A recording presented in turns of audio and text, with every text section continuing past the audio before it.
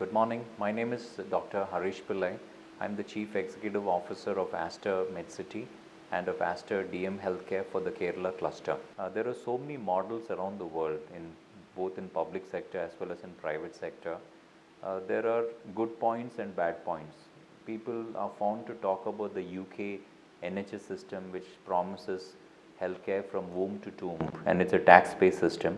If you go to Central European countries, they have a social health insurance based finance model, but they also have challenges because it's because of aging of population. There are not enough young people available to pay their social health insurance to take care of the elderly. So that also is not sustainable. We have to look in our country of something which is unique to our own cultural and demographic needs. Unfortunately, I don't have a right answer size fit all. I would also say that the framers of the Indian Constitution were far-sighted to say that health is a concurrent subject. So as our country is in a way not a country, it's like the United States of India. You would find different best practices amongst the states in India.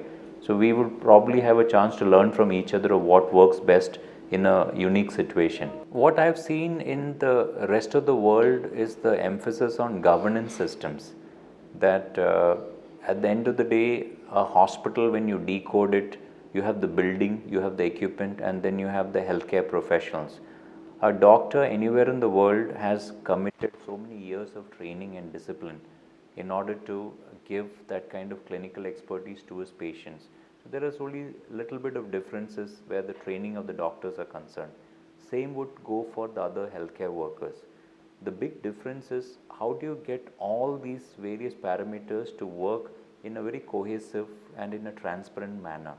So internationally, we do see hospital groups which give a lot of focus in the clinical outcomes, that you have done the surgery and the patient is quite fine, but over a period of time, what exactly happens to the patient and is returned to normal health. So the clinical outcome aspect is something which we need to focus on. At Aster Medcity, the vision has been to benchmark ourselves with the best centers in the world and ensure that a successful project like Aster Medcity will act as a catalyst for the state of Kerala and will ensure that Kerala, from a pan-Indian perspective, will get global recognition for best practices in healthcare. Aster, one is that when you look at a helicopter view, we are nestled in paradise. We are sitting on 40 acres of campus, green campus. You have a 1 kilometer beautiful Periyar river flowing in front. All the rooms of Aster Medcity face the Chinese fishing nets and the beautiful river in front. So that is one huge element about that. The building itself has been designed keeping in mind a very unique architectural concept called patient-centered design. So what is patient-centered design? Can a building also aid the therapeutic process and healing of the patient? So to give you some ideas, if you come at the peak times between 10 to 2:30 when the OP is supposed to be busy, you will not find any crowded corridors in this hospital. Everything is completely decentralized. So that's one important element. The second element is what we talked about, the centers of excellence. So we have currently focused on the 9 centers of excellence, which are mainly geared up to the most challenging morbidities or disease profiles in our state, whether it's cardiac or orthopedics or neurosciences or gastroenterology, oncology. So the centers of excellence are like independent hospitals. You have the physician chambers, you have a separate lobby, registration, patient assessment rooms. All the non-invasive aspects for patient care is available in the same space.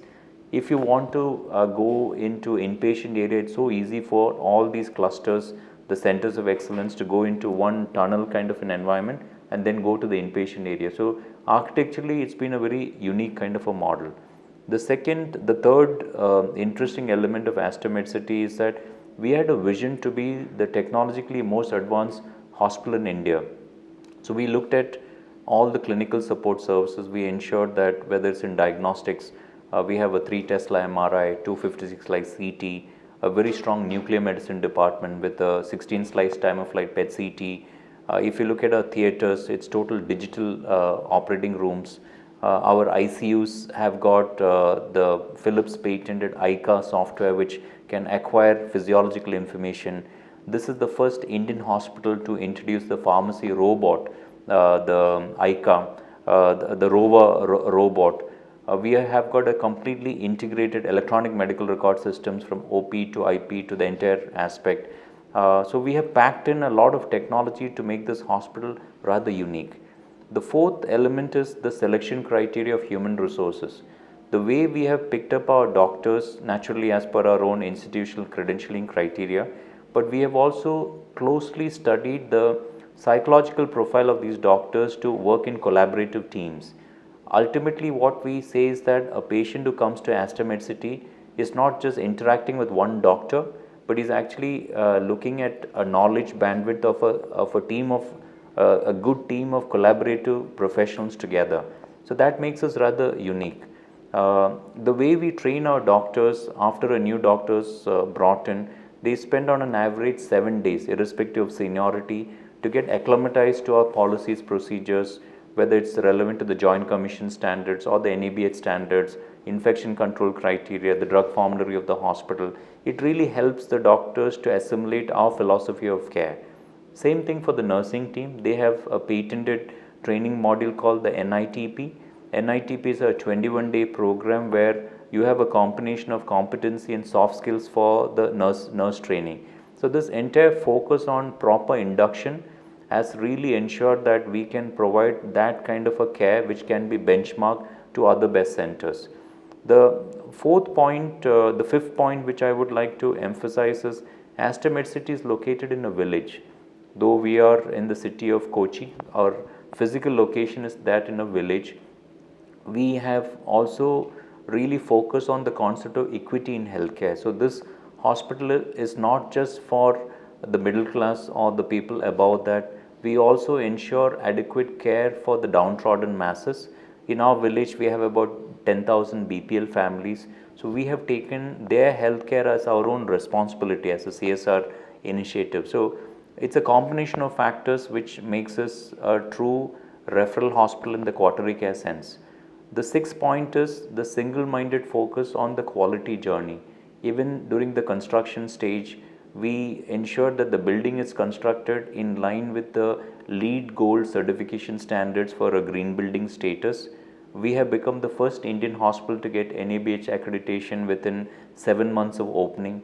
We are the first Indian hospital to get NABH accreditation for nursing excellence. We are the largest Joint Commission accredited quaternary care center. We are the second Indian hospital with Green OT certification. Our F&B services are ISO 22000 certified. So we have gone full-fledged into the quality journey to ensure that this facility will be a benchmark for our country. Indian doctors and nurses have made their brand well known around the world. It is no wonder that the Surgeon General of the United States is of Indian origin. We know that in the next 1 or 2 years' time, half of the doctors in the United States will be of Indian origin. We also know from data that the backbone of the NHS is thanks to the hard work done by Indian professionals. So in a nutshell, our care providers have got a solid brand reputation around the world. What has to emerge is Indian healthcare managers. There are very few of us who have left a mark around the world. I belong to the school of thought which says that if you run a successful hospital in India, you can run a successful hospital anywhere in the world, because our country is a unique laboratory of challenges. If you can meet these challenges, it has got great relevance to many countries in the world. About sustainability of healthcare, we look at quality outcomes, we look at cost efficiencies. So these are all extremely important points. When I meant by borderless hospital managers is that I really believe that being born in India entitles you to be a global citizen, because like I said, we are a subcontinent. I am sitting in Kerala. Few kilometers to the east I have Tamil Nadu. Few kilometers to the north I have Karnataka. I have both Tulu speaking, Kannada speaking people. Then further north I have Telugu speaking people. So this kind of diversity which we have gives us that ability to survive anywhere in the world. So when I meant about borderless managers, what I meant is a deep appreciation and sensitivity towards culture and that is something I would say the X factor for Indian hospital managers to succeed around the world. Kerala is a very interesting state, primarily because of our high literacy levels. We are the only state also with a reverse sex ratio and a highly educated women base out here. So the expectations from healthcare providers or for any service providers is exceptionally high. That is one point. The other point is that literacy level and internet penetration, the use of smartphones, we find frequently that most of the patients who come to our hospital are almost half doctors. They would probably tell the doctor that these are my symptoms, this is my care plan, and you should perhaps prescribe in this kind of a manner.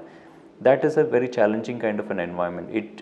What it means is that our team will have to be very empathetic.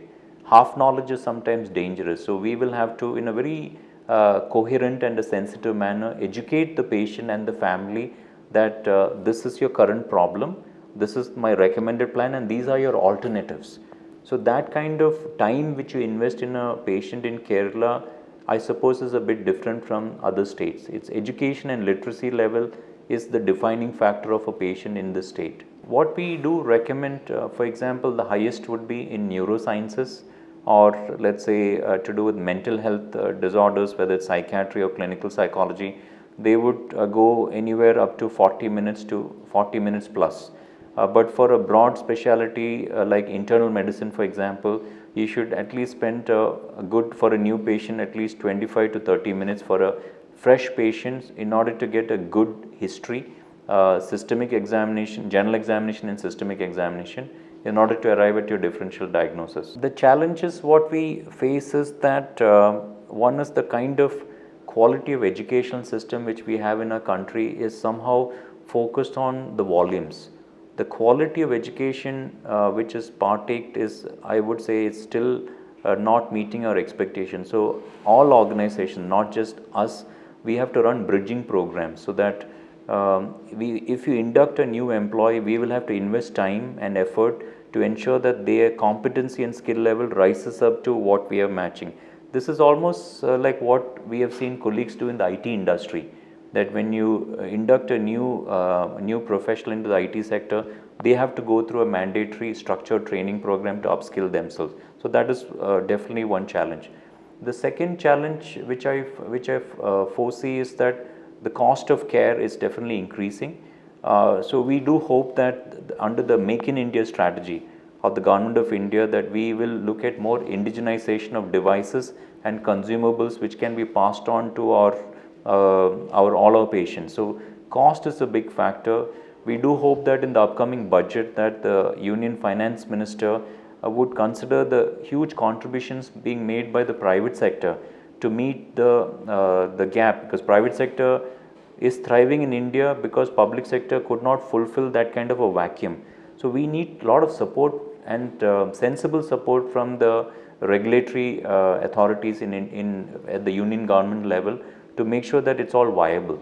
India is on a cusp of a huge wave of opportunity. So when we define medical value travel in Asia, Singapore has been the pioneer. So late 1990s and early 2000s, the Singaporeans created an entity called the Sync Health.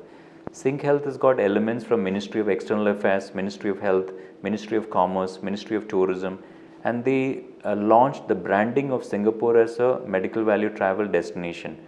So if you look at before 9/11, most of the patients, government sponsored patients from West Asian countries, GCC countries, used to go to North America for healthcare. After 9/11, because of the restrictions in travel and logistics and the branding efforts made by countries like Singapore, traffic started going towards Southeast Asia. So Singapore started off, Thailand came up, Malaysia has come up, Korea started off. India somehow did not get its act together. The promotion of India has been the private initiative of few hospitals in the country who have done remarkable job in their own way. But the big picture was missing. The big picture is that the Government of India and its departments such as tourism, health and commerce need to get together, get some funding from the India Brand Equity Fund and project India as a value destination for healthcare. we need to ask that why is it so important for us that we need to compete. The same reason the enlightened leadership of Singapore predicted in mid 90s that to grow Singapore and contribute towards GDP, we need to promote Singapore as a medical value travel destination. It creates jobs, number one. Number two, if we have significant amount of international patients willing to pay a premium for quality healthcare, you can cross subsidize your own domestic audience. Number three, it attracts more investments in high-end infrastructure. Your training of your staff will increase. Number four, you can create new jobs. For example, in India, the language translators, we don't have a healthcare certified course for language translators. If you go to one hospital in Bangkok, you have more than 65, 70 translators speaking all kinds of tongues. We don't have that ability in our country. So it creates more kind of jobs. One always wonders when we read newspapers, why are Indian nurses stuck in conflict zones in Iraq, in Yemen, in Libya? They are all going as economic migrants. If we create a system where our own healthcare professionals are looked after well, compensated well, then our country would be a much better place. Towards this, many initiatives are being done. The Government of India has initiated policy discussions and initiatives under the Department of Commerce. We have a Service Export Promotion Council of India, which has taken a bold decision to consider medical value travel as a services export of India. We have a dedicated healthcare portal, which is managed by the SEPC. Some other trade organizations such as FICCI, the Federation of Indian Chambers of Commerce and Industry, we have created a forum for getting all the stakeholders in government and the private sector together to initiate positive policy changes. At the state level, for example, in the state of Kerala, we have had strong bipartisan support from political parties, from the government of Kerala itself. We have created a society called the Kerala Medical Value Travel Society with a one-point agenda. Our agenda says that both public and private infrastructure in the state has to be up to a certain minimum standard to compete with Singapore. Because of our geographical location, we feel that a state like Kerala can effectively compete with Singapore in the next 4 years' time. So we are working towards that.